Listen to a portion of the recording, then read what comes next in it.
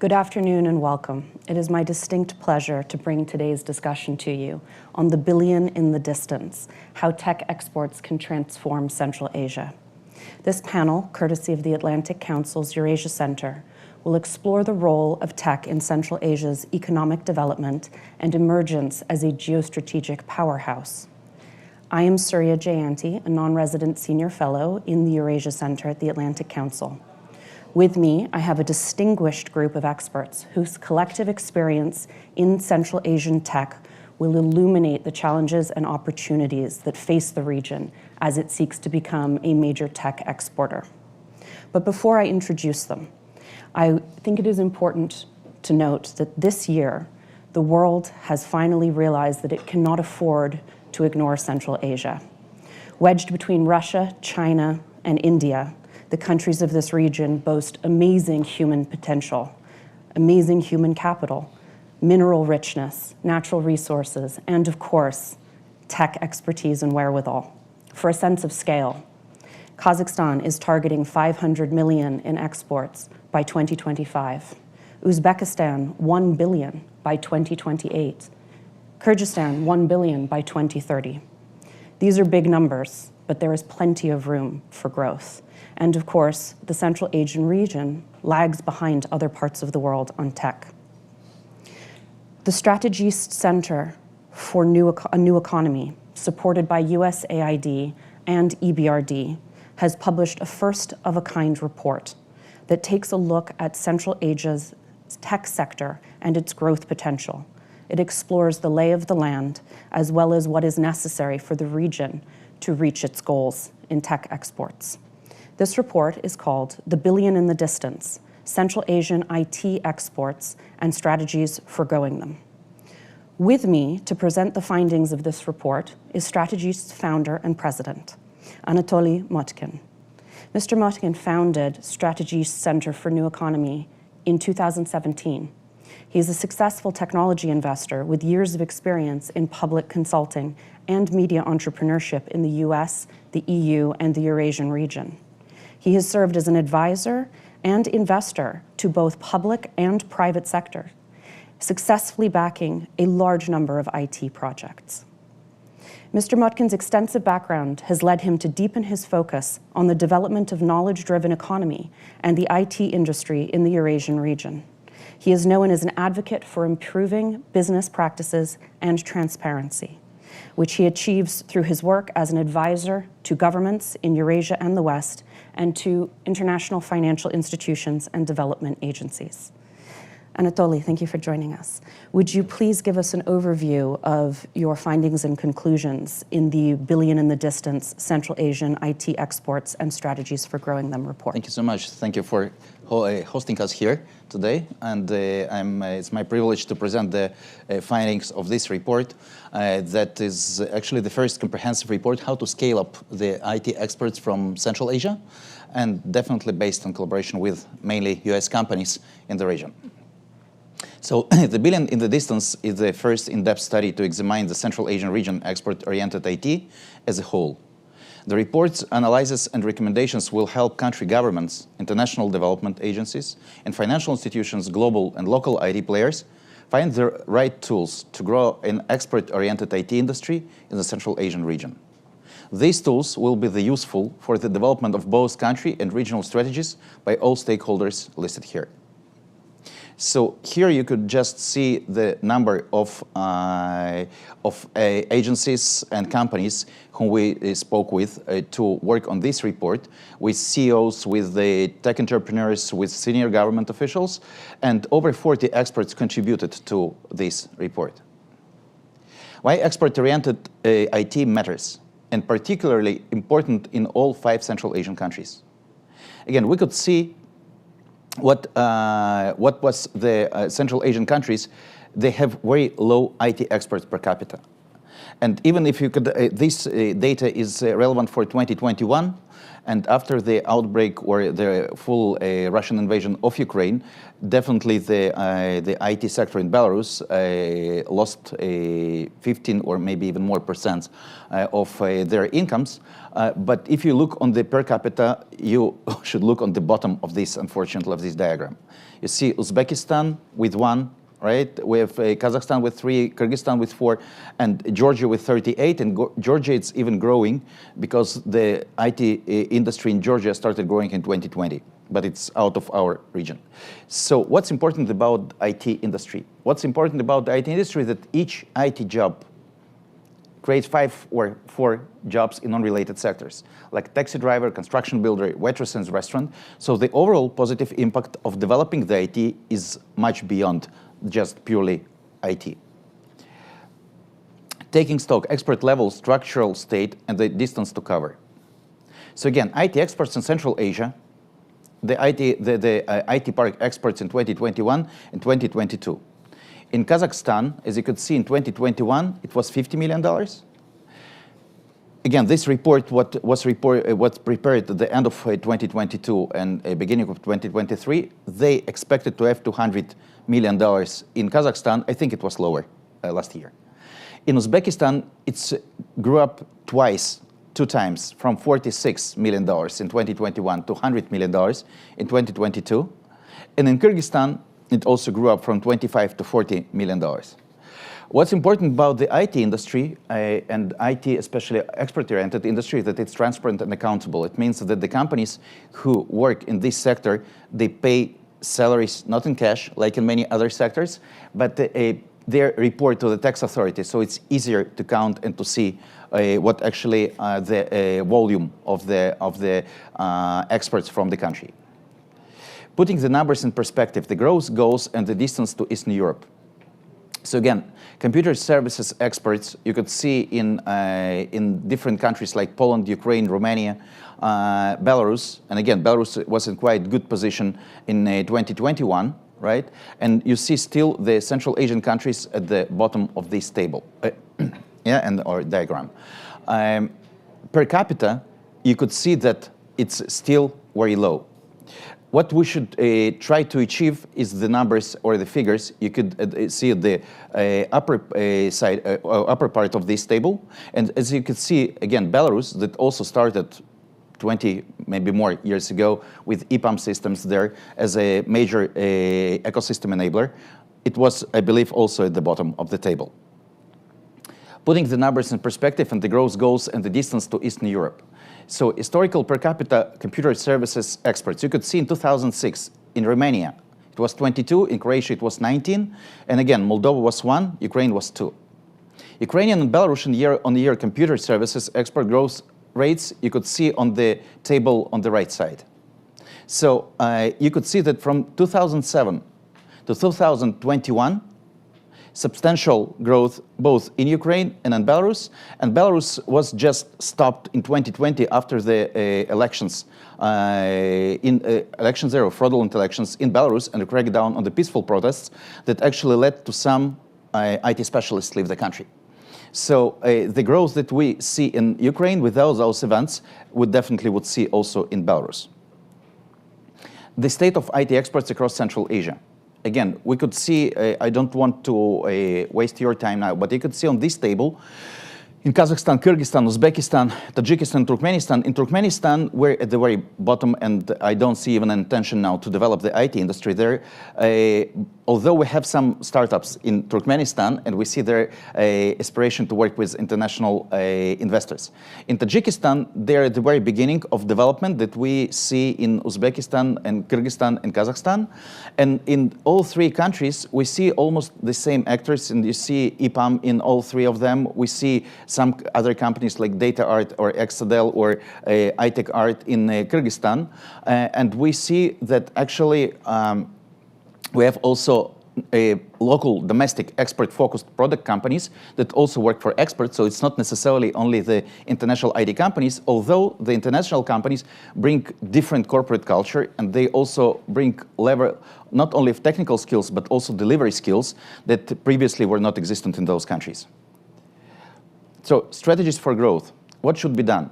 It's true that we have issues like the internet speed in those countries. And I believe that shortly we'll see some World Bank report that will demonstrate actually the real internet speed in those countries, and inevitably it influences. Also, we have an issue that we should resolve is English knowledge. Today, some people say that the most important programming language is English. It's not C++ or any other one. So that's why also strategists working in this region, we have English trainings along with our technical trainings that we hold in the region. Simplify immigration rules. In many countries, especially after the Russian invasion of Ukraine, the immigration rules were simplified, but still it's not, for example, for US citizens, it's still required to get visas to Uzbekistan and some other of those countries. Taxation, again, very simple, one-digit flat rate tax actually brings more transparency to the tech sector, and it's a unique sector that actually it became a regional best practice to have a one-digit flat rate tax that contributes to the transparency of wages in the region. And again, in the business climate, it's true that there is a special tax regime or legislative regime for IT industry in the region, but still you couldn't not pay attention to overall business climate in the countries. So if international investors feel uncomfortable, inevitably it creates a ceiling for development of IT industry in those countries. So again, we have on the right side, we have country by country, Kazakhstan, Kyrgyzstan, and Uzbekistan, the taxation, and you see that in all of them, in Kazakhstan, it's more complicated, but it's still close to be a one-digit flat rate tax or 10% tax. In Kyrgyzstan and Uzbekistan, you see that it's 5% and 7.5%. And what else should be done? How to get more developers, because again, this industry, it's about human capital and it's about local talent. So it should be attracted, more trainings should be maintained in the region, and USAID is assisting, and many other or some other global development agencies, along with development banks like EBRD and the World Bank, assist with those trainings in the region. And also to improve the formal IT education, the universities. So it's true that the vocational trainings along with academic studies are helpful, but it's important also to have higher level of academic university studies in those countries. And I believe that the president of IPAM could tell more about their experience having both their university and also assisting to state-owned universities in some countries to improve the level of IT trainings. So again, we were talking about the incentives for exports and the companies who export, that they have the special tax regime only once they most of their income comes or revenues come from exports. It's a good incentive, but also it's important to attract more international companies in terms of advocacy. Those countries should be perceived as a trusted IT destination, and it's partially a role of the countries themselves and the governments, but also here we see the advocacy institutions like Elena Sons, like Business Council between US in those countries who know them better to advocate on their behalf in the West, because the customers come from here. Right, and again, we need to attract more acceleration and mentoring from the states, both from California and from other destinations where we have those international IT companies to bring their experience. We need to have these big companies there as boots on the ground, because some of the skills you could obtain only while working for those companies within those companies. Again, thank you to all the experts who contributed to this research. And again, the mic is back to you. Thank you. Thank you very much, Anatoly. I would like now to bring the rest of our panel into this discussion. We are enriched by the participation here of Sarah Wall. She's the project director at Future Growth Initiative Activity of Future Growth Initiative Activity at Palladium. She is a senior manager on Palladium's economic growth team with 10 years of USAID project implementation experience. She oversees $85 million portfolio of private sector enterprise development projects that includes USAID's Future Growth Initiative activity in Central Asia. She has been managing USAID's programs in Central Asia in some capacity since 2015, and previously spent 2 years in Uzbekistan as a team leader on USAID's agribusiness program. She's a graduate of Columbia University's School of International and Public Affairs. I'd also like to introduce Arkady Dobkin. Mr. Dobkin is the chairman of the board, CEO and president of EPAM Systems Incorporated, about which we have just heard a little bit, and we will hear a bit more shortly. He is a pioneer in software product engineering and IT services and has been instrumental in opening the vast software talent pool of Central and Eastern Europe to international business. In 2021, he was recognized by GlobeSec with the Tatra Summit Business Leadership Award for his impressive contribution to development. You can shorten this one. Okay, please. He knows everything, and we will hear from him shortly. Lots of awards, lots of experience. And of course, we have with us, last but not least, Ms. Elena Son, who is the Executive Director of the American Uzbekistan Chamber of Commerce, the U.S. Kyrgyzstan Business Council, and the U.S. Tajikistan Business Council, and the U.S. Afghanistan Business Initiative. Before that, she worked as UK Trade and Investment Officer at the British Embassy in Tashkent, Uzbekistan, where she worked to bring British investment into the country. And all of you have extremely important perspectives on the question of how best to help Central Asia achieve its growth potential with respect to tech, as well as tech exports.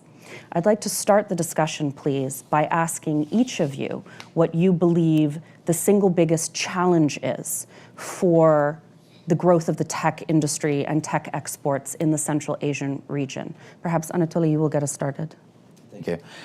I think the biggest challenge initially was to make it fancy, to popularize the idea of being a tech specialist among the youngsters in those countries.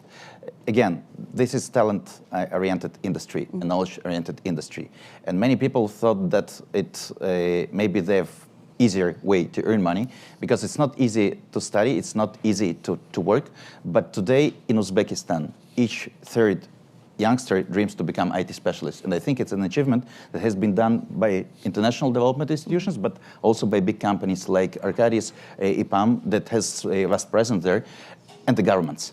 The governments have the role to popularize it and to deal with public advocacy and to explain to their citizens that actually knowledge is the future, and to attract more youngsters to get engaged. And I'd like to turn to Sarah, please, because you just spoke about the important role that government played in reaching the point where IT is sexy for the up-and-coming generation. Sarah, you were part of implementing these programs on behalf of USAID. What do you think is the biggest lingering challenge, and what insights can you give us on how it can be overcome by government support? Sure. I think everywhere, one challenge with the ICT sector is that it evolves so rapidly and it's so new. So governments are understandably trying to catch up with what their policies need to be, and there's a tendency to kind of quickly grab for a neighboring policy and make it work for your government, which isn't always a right fit. So I think on the policy side, working with looking at what the country really needs for the sector to develop and making sure the policy is tailored, making sure that a lot of private sector and citizen and community voices are present in those policies is often a challenge, especially in Central Asia. And then outside of policy, another challenge given the long time horizon is just trying to mirror what the industry needs with what the training centers and educational institutions are producing in an environment where what the industry needs is changing year on year as new companies and new technologies are coming online. It's that kind of training and curriculum development or industry training centers, they're difficult to set up and they take time. And so that time horizon sometimes is hard to mirror with the pace of the industry. And may I please ask Arkady, as a tech entrepreneur and a leader in this field, what is the one thing that you think is the biggest challenge, the biggest obstacle that's holding the region back on tech? So first of all, a lot of things listed, but in business, the biggest challenge is the clients. But it's a very multidimensional attributes. It requires talent, but it requires reputation, country reputation, geopolitical climate, and a lot of other things. So it's much, much more complicated than it seems like. And I think main obstacles right now in developing this, actually, in my view, probably geopolitical than anything else. Anything else will follow, because if there are clients, there are some people, entrepreneurs who will prove the point, and then it could scale or not. And for this, a lot of things should be done. And on top of this, it's okay. Let's stop here. Thank you. And Elena, you bring a perspective that we haven't heard yet, which is specifically how to attract investment. Please, what do you think is the most important challenge?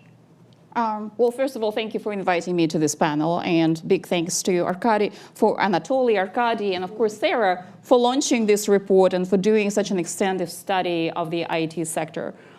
Before I start, I'd like to say that I represent a very diverse membership, and so we have companies that are new to the market to Central Asia. We have companies that are just about, that have had years and decades of operations in the market. We also have those that provide that do not have onshore presence, but provide offshore services. So given this nuance, each company has a kind of like a set of strategic principles and conditions that are required in order for them to invest. But I think that if we speak from a larger perspective from the IT, and Arkady and Anatoly, please correct me if I'm wrong, but I think that maybe future reports can highlight that, but it's the security element.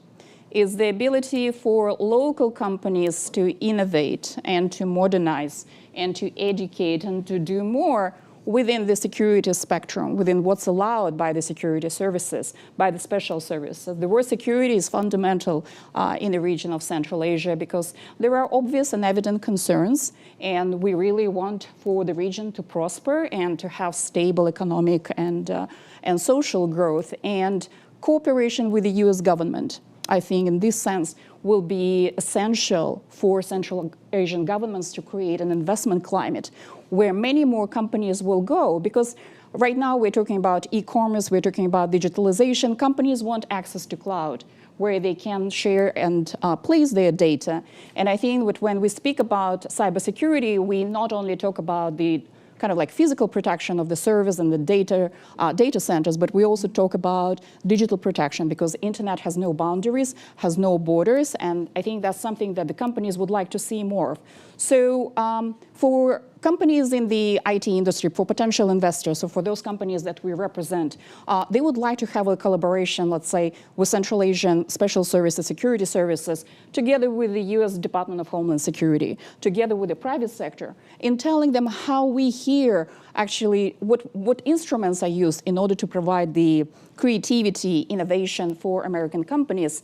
And there is a very bright and I think phenomenal team led by CLDP at the US Department of Commerce, Kristen Bauer and Melinda Zahner, who have done a lot of phenomenal work in actually in addressing some of these issues. So for our companies, cybersecurity is equally important as to all Central Asian governments. So I think that coming to that dialogue, discussing will create even more conditions for American companies to invest because they want a larger share of market. They want more opportunities. They want to be able to also, again, I will repeat, to create and innovate. And if there are limitations that can be addressed, because here in the US we have freedom of expression, we have freedom of speech, and different types of liberties that are exercised online and offline. So sharing experiences, I think, will create even more conditions, favorable conditions, for Central Asian markets to attract more talent from the US. May I ask, we've been talking thus far about Central Asia as a region. Do you believe that there are important distinctions in how these issues and challenges need to be approached that differ from country to country? Perhaps, Elena, you will start us on this? Yes, I think that I mean, all of us know that while Central Asia kind of like is perceived as a region, every country is unique. Of course. Every country is special. It has its own set of goals, priorities, and nuances. But I think that for American companies, my advice is embrace those differences, developmental differences. And embracing is really a springboard for launching successful commercial operations. And in this regard, I would like to say that one thing to look at is the culture of doing business, which sometimes is the core of these developmental differences. So if you look at the traditional Central Asian environment or ecosystem, then you see that it's the system that is built on hierarchy, that is built on seniority and respect for elder, which is great. It makes Central Asian distinct. When you look at the IT sector, it's driven more by the younger generation that maybe respect more kind of like the horizontal equality rather than the vertical seniority. And I think for companies to embrace these differences and understand how the decisions are made inside the IT sector and outside the IT sector would be the best way to embrace those differences and develop the strategy that will work good for a specific market. Again, to repeat, what works in market A doesn't work in market B. And I think taking into consideration these nuances will help companies to leverage those developmental differences and to design and develop strategies that will work more successful than just applying a cookie cutter and kind of like a simple, unique approach to all. Sure. Now, of course, one of the reasons why much of the Western world views Central Asia mostly as a region is, as Arkady mentioned, the geostrategic and geosecurity situation. I was wondering, please, if you'd be willing to talk a little bit more about what effect you think that is having on the region or any individual Central Asian country's ability to advance its tech sector. You see, I think 25, 30 years ago, when globalization really started, right before internet came up, India became a champion of this. And then it took probably 10, 15 years before it was possible to prove that you can do this outside of India, and then Eastern Europe was starting to develop and kind of demonstrate the talent and some talent advantage as well. And clearly the western part of former Soviet Union were championing this, and Anatoly was showing these graphs with Belarus and Ukraine, and Russia wasn't there, but they were doing pretty well too. Now situation changed and there is opportunity, but I think somewhere in this report it was some statement that everything which finished with Stan, it's already kind of raising the question mark. And that's true. First of all, it was not enough reputation, but it's also from geopolitical point of view, it's something which wasn't tested and it's not clear how to operate there. And I think it's very, very big challenge. At the same time, because of world globalized so much during the last 20 years, in general, clients much more accepted. Also because of the whole restructuring which was happening from Eastern Europe to Asia, a lot of clients actually suddenly got exposed to new locations, which is very helpful. But at the same time, for the second turn, it's created a lot of questions. And it's not so easy. And for example, with our reputation, we still can bring clients. For smaller companies, it's much more difficult. And at some point, there is a kind of ceiling which is difficult to overcome. And then it's coming to relationship and comfort of big companies, big Western corporations to operate there. And we were experiencing a situation when some of the clients certainly don't want to go, just based on very subjective information. But again, it's difficult to blame them because the whole region, not very stable. But that's required, if we're talking about geopolitics, it's required from US or Western world to have real position. Do they want to become real friends with this and what to do, because it is, as you all understand, it's extremely competitive for influence. It is not quite a chicken or egg situation, but do you believe the private sector should lead this transformation, or do you believe that government needs to help pave the way? To lead, because private sector probably will not take a risk at this specific situation. Again, it was a little bit easier to start business 30 years ago when the vector was very different. Sarah, could I please get your perspective on that question? You have, of course, worked on the government side of things, but you're no stranger to the private sector side of things as well. Which do you believe is best positioned to help spark this transformation? I agree that I think it's really the government's role and responsibility to lead, but I think that a lot of kind of positive pressure and reinforcement can come from private sector companies. I also think that from the development sector point of view, a project like the Future Growth Initiative works across multiple sectors, but the ICT sector is unique in a lot of ways. We're talking about location in terms of geopolitical issues, but also in many of the sectors that we work in, the location of Central Asia is a pretty intractable problem in terms of Western or US market access, and something that's solvable with only with pretty significant cross-border infrastructure investment that really isn't the bread and butter of USAID and USAID projects.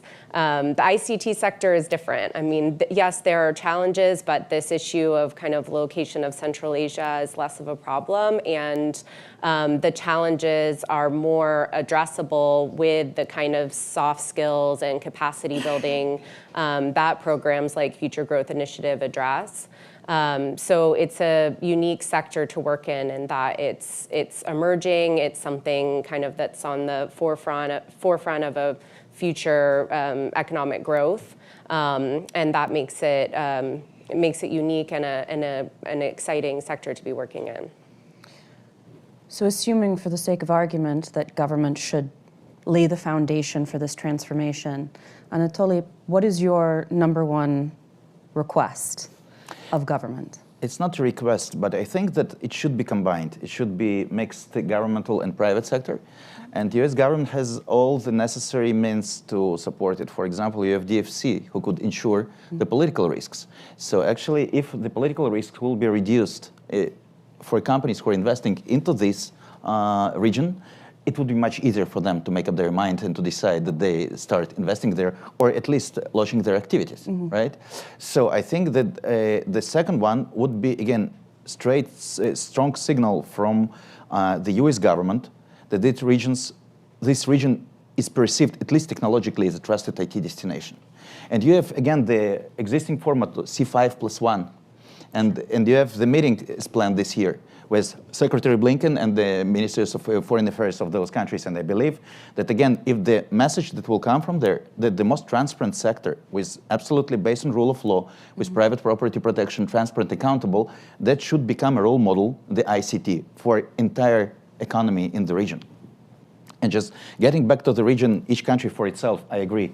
But what actually happened on our event, and we have a prime annual event, Strategist State and IT Region Forum, 2 ministers from Kazakhstan and Uzbekistan made a joint statement that they will start developing or attracting customers to a region and not each for its country. So the region will become much stronger. It's true that, for example, Tajikistan is a very beginning of the IT development. The Kyrgyzstan, maybe they started earlier, but it's less structured. But working together, combined, I think they will become only stronger, and US government should encourage them also to act as a region. And Elena, if you had one request of government, one wish from the genie in the bottle, what do you think the most important first step that governments, both in the region and internationally, can make to support the tech sector? Well, I think some of these kind of like nuances have already been highlighted by my fellow panelists. I would say maybe not one or two. Number one is for Central Asian governments to focus on developing their own brand. I think that would make them uniquely positioned in the global arena that is highly competitive, has a lot of skills, and has a lot of potential. So, but also developing the identity brand with the help of American companies, because they can do this soul searching, they can do the identity search together, and then also develop the international recognition that is within the global supply chain. So we want the brands that complement each other, and again, support each other when it comes to the global supply chain. And American companies are perfect because they have the experience. They are not new to contemporary trials and tribulations. And the second, I think, recommendation is to bring companies like EPAM. I think it's really a fantastic thing that we have so much expertise in the region, because working in tandem, like Anatoly mentioned, there should be a cooperation between the government and the companies. The government can come up with a regulatory set of rules and taxation rules that might be applicable to the region. However, when it comes to the execution, American companies that are global, that have presence in almost every market, may face challenges and impediments in executing that. So I think a closer dialogue in addressing that will be much better. So one is the identity brand, identity kind of like the brand searching would be essential. Here in the West, when we say Xerox, we mean copying machine, right? When people in Central Asia say Jeep, they actually mean SUV. So when it comes to Central Asian IT, what do you mean? What's your brand? And earlier on, Arkady mentioned about India being a competitor. So we know what India stands for. We know the brand. And I think that's something that we would like to see more of in Central Asia as well. Quite a few of the countries that have managed to achieve this kind of transformation to become known household names in ICT and in the tech industry. You mentioned India, of course. We've talked about Ukraine a little bit. They have struggled in many cases to overcome challenges in the ease of doing business there, and also especially in questions of rule of law, transparency, and corruption. In terms of the biggest institutional issues that are standing in the way of this transformation in any one of the Central Asian countries or as the region as a whole, what do you please think is, let's go with the most pressing or perhaps the lowest hanging fruit? What would be the easiest to be addressed? Anatoly, perhaps you'll give us your perspective first.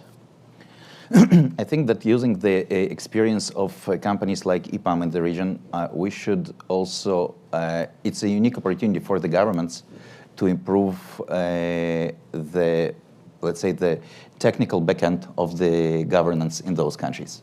And I think that it would be also a win-win by engaging the local expertise and local talent through those international companies to bring in more transparent practices to those countries. And this is, I think, the low-hanging fruit. For example, in Ukraine, we've discussed just in this room yesterday, the DIA project, the e-governance tool in Ukraine that was developed by EPAM with the government. I think today it's became a role model for many countries, even like Estonia. And Estonia used to be actually the beacon by itself, right? Yeah. So I think that's an example how this private-public partnership delivers a very fast but impressive results.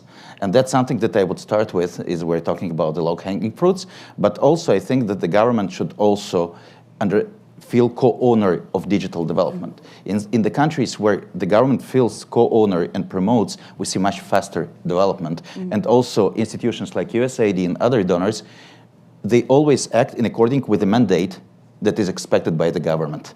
So to have more funds for the development of the digital infrastructure, both physical and soft, we need more engagement from the governments and understanding and working together with the private sector. Did intellectual property law and rights arise as any of you were considering this question? Do any of you feel that that is an important frontier in paving the way towards this tech transformation? Arkady? In this specific sector, like export-oriented, for example, clearly a lot of concerns and conversation was earlier. Reality is that it's never was a real concern, because any company which trying to build a reputation and have a Western clients They would like to be as transparent as possible and don't want to risk to do anything stupid in this situation. That's why, for all my experience, which is close to 30 years right now, working in the region as an American company, we never allowed ourselves to do it if you're building serious business. And I think it wasn't real concern and any issue for all this years. So I don't think it's an issue. And when you're asking about some regulations and all of this, as soon as countries understand that they would like, and clearly leadership of Kazakhstan and Uzbekistan and Kyrgyzstan, all of them saying we would like to build this industry because it's bringing money, experience, education, and the most importantly, if they're successful, they keep talent locally instead of fleeing.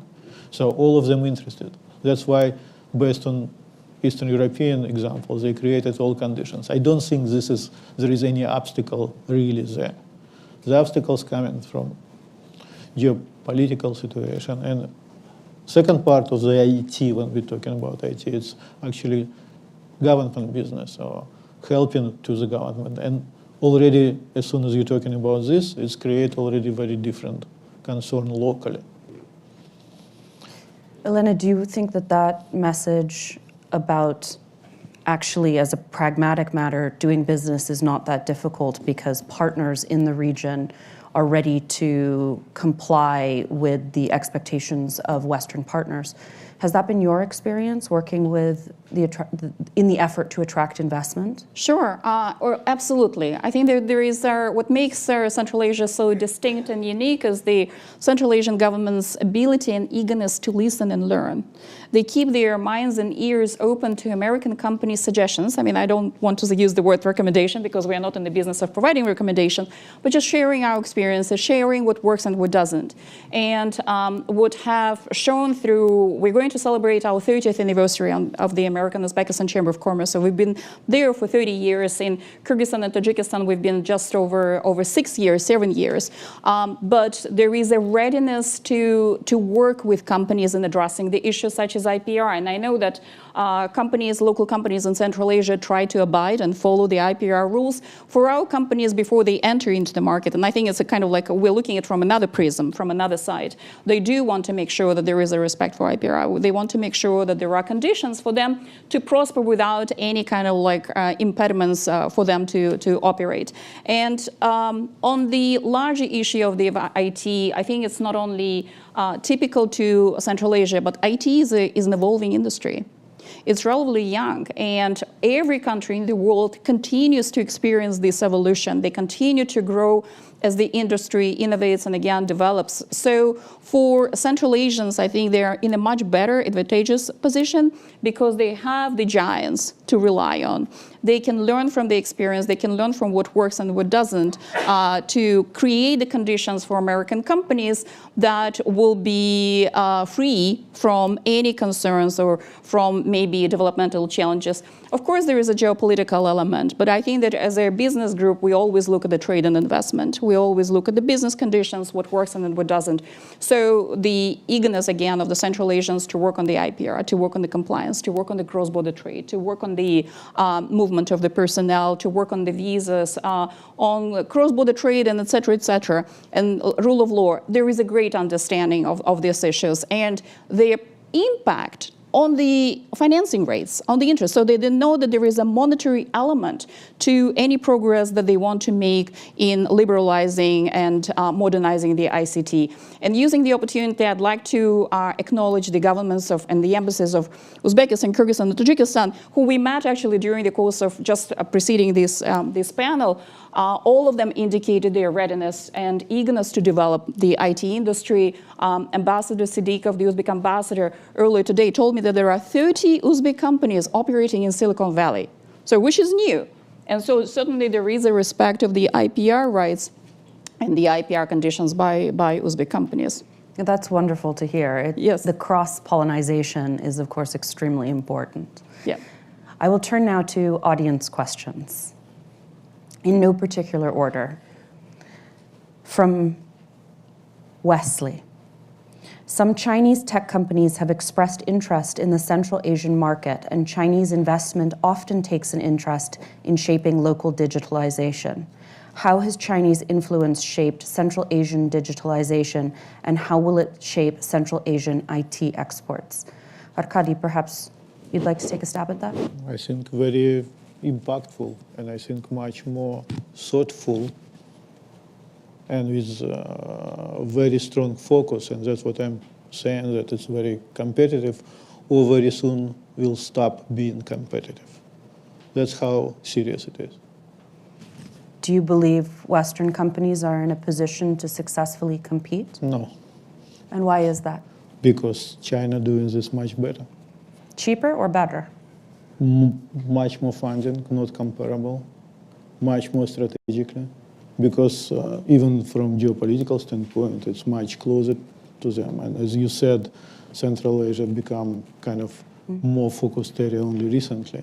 So, and I think it's that's what government need to think what they want to do. Is there still an opportunity for Western governments, financial Maybe, but institutions? that's very time sensitive. And Sarah, what is your perspective on that, please? It's hard to argue with. I mean, there's significant hard and soft infrastructure investment by China in Central Asia. If you go there, you will, there's no ignoring it. However, I think that, as you alluded to, it's kind of a government and private sector choice in Central Asia what path that they're going to take. And projects like Future Growth Initiative and other U.S. donors and implementing partners are there and are available and working hard to connect local companies or local companies wanting to export with technology, with technical assistance, with support from U.S. companies, U.S. partners, U.S. organizations, as well as their counterparts that have really made great strides that we've seen in the report in Eastern Europe. These are countries where USAID and Palladium works. We're connected to the experts in Eastern Europe that can provide, advice and leapfrogging pathways for the industry. So there definitely is an effort as part of our own diplomatic and economic growth efforts to be present there. But I won't say that, China isn't a little bit of the elephant in the room. Well, let that serve as a call to arms for Western governments, IFIs, and potential investors to move while there is still a window of opportunity in Central Asia. Shrinking very quickly, Very quickly. just to make sure we're on the same page. I hope that message is heard, and thank you for delivering it. A question from Alexander. Is there a growing adoption of blockchain tech in the private or public sector in Central Asia? And if so, how has it been adopted thus far? Perhaps Anatoly? Look, I not pretend to be a big expert in blockchain, but from what we know about the ecosystem there, it's true that it became a matter of fashion, the blockchain there, and not only as a currency but also as a technology. I believe everywhere, but also in Kazakhstan and Uzbekistan, we have major presence of Binance, the crypto exchange there, Sure. Which has influence not only through programs that they're implementing there, but also the program that they're funding there. Not only there, also in some Eastern European countries that actually are we work in. And I think that, again, it's for those companies, it's more about earning money and doing some public stuff just to somehow to balance their aspiration only to earn. It's exactly as we know that Google works hard to present itself not only as a search engine. The same are doing the crypto companies in Central Asia to have vast presence there. And again, the government officials love the idea to have everything based on blockchain, but I don't think it's the reality now. But it's true that they've influence by being promoted as the most advanced technology up to date in the region. Sure. Please, the next question is about standardization. Standardization for tech and for information and communication technologies is an ongoing discussion all over the world. To what extent are the countries of Central Asia, independently or as a region, participating in those debates and discussions? And do you believe that the international fora that are handling the standardization effort are listening? So I think that they're part of those discussions inevitably, because any mission, a trade mission or other missions who arrive to the region, they discuss it with government officials. But I think it will be a very slow process. If not, it will be in manual mode enforced by big stakeholders. Even for example, there is some standard legislation for cloud services. Still, it's not in place. And in some countries I don't want to mention, but it's prepared but not introduced. So I think that they're very cautious with technologies that they not absolutely understand how it will influence the overall governance in those countries. And that's the main concern. It's understandable, but I don't think that somebody works on the other side advocating properly for introduction of those standards. There's been some discussion here about the generational and cultural differences between the old guard, the ruling class, so to speak, in these countries, and the aspirations and expectations of the younger generation that is powering tech. The next question is about that. How do authoritarian practices in Central Asian countries affect the investment climate with respect to tech? For example, internet shutdowns during popular protests, as well as state security apparatus. Sarah, perhaps you have some experience of this. Yeah, I thought you were going to go a different way with that question, and I was ready to respond to the first part. Take it however you'd like. Yeah, so I'll do both. I think, of course, it's still going to be a challenge. Each country has its own remaining challenges with how the government addresses freedom of speech and access to information.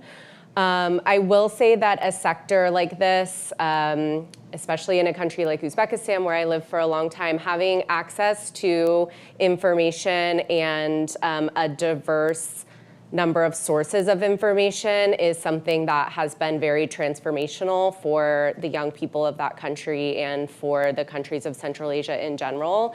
And digital technologies is one way in which young people have greater access to varied sources of information. It is still a challenge, and I think certain countries have sort of danced on the line of what Western society sees as acceptable in terms of access to information at certain political junctures, and I do think that that's something that each country will need to be careful of as they move forward, because private sector companies are watching them to kind of see how they handle these things. Central Asia also tends to have the government is fairly involved in the economy. That maybe is something that we're not used to seeing in the US, but it's not always a negative thing. The governments are really promoting ICT sector in Kazakhstan, Uzbekistan, and Kyrgyzstan, as well as a little bit in the other countries, and that's of great benefit. The place I thought you were going to go that I'll maybe just mention is this idea of kind of that the ICT is the sector of young people. One thing as development practitioners that we're always working towards is how do you not just have the economy grow, but grow in a way that's inclusive of young people, of women, of rural people. And some of the other sectors we work in, like textiles and food and beverage, it's not to say that you can't get there, but you're fighting centuries of social norms about what the role of young people is in that sector and what the role of women in that sector is, and you know it's an uphill climb. ICT is new, and so a lot of what the Future Growth Initiative has done with USAID and in partnership with EBRD is how do you make these new universities, these new training programs inclusive? How do you have at least 50% of the people enrolled are women, female programmers, access to training in rural areas in e-commerce and other digitally enabled industries. So I think there's a real opportunity.